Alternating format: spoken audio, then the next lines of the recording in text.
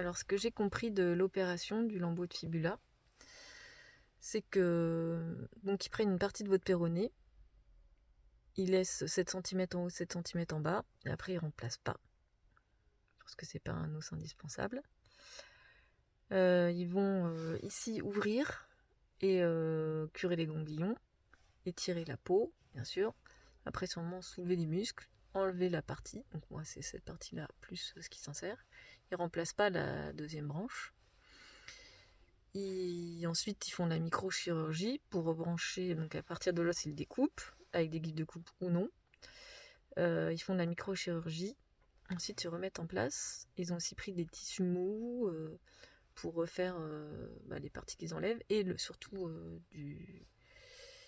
de la peau de la jambe, pour refaire la gencive, parce qu'il n'y avait plus de gencive, ils l'ont enlevé avec. Donc on a de la peau de jambe à la place de la peau de gencive. Donc ce sera plus la même sensation non plus. À savoir aussi qu'on n'a plus du tout de sensation dans tout le bas de la mâchoire, puisque le nerf est coupé. Donc on peut plus sentir toutes ses dents. Plus rien quoi. Qu'est-ce qu'elle a apparemment. Je sais pas pour la lèvre, j'ai aucune idée. J'ai pas tout. Et une fois qu'ils remettent tout ça, les muscles, eux, sont laissés là-dedans. Ils sont pas raccrochés à quoi que ce soit. Ils vont se raccrocher tout seuls. Et ils rebranchent ensuite le lambeau à la veine du cou. Donc c'est pour ça qu'ici on a une boule après, qui est une boule très importante qu'il faut laisser surtout ne pas abîmer, parce que même au bout d'1 an et demi, ça peut-être nécroser quoi. Voilà, donc on se réveille apparemment, enfin on se réveille en soins intensifs. En soins intensifs, on est équipé donc dans la jambe, on a 2 pompes. Enfin, j'appelle ça des pompes parce que je sais pas comment ça s'appelle. Une pour mettre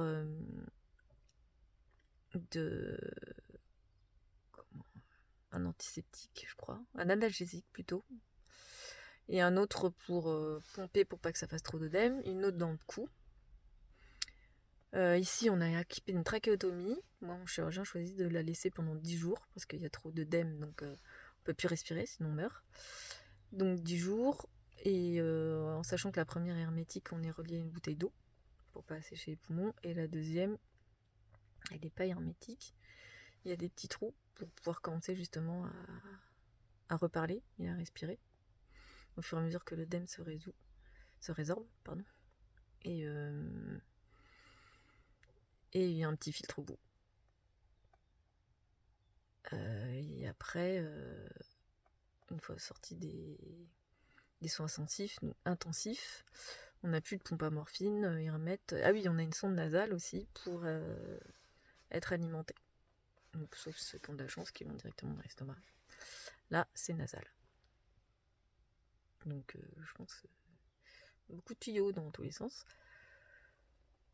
Et on a une attelle aussi à la jambe pour pas la bouger, pour pas justement que les muscles fonctionnent et abîmer la greffe de peau qu'il peut y avoir, parce que si la jambe se referme pas, on a dit la greffe de peau qui vient qu'on vous prend la cuisse. Et donc si on veut que la greffe de peau prenne, faut pas que les muscles bougent. Je pense que c'est une synthèse de 3 chirurgiens. Je pense que je suis pas trop mal.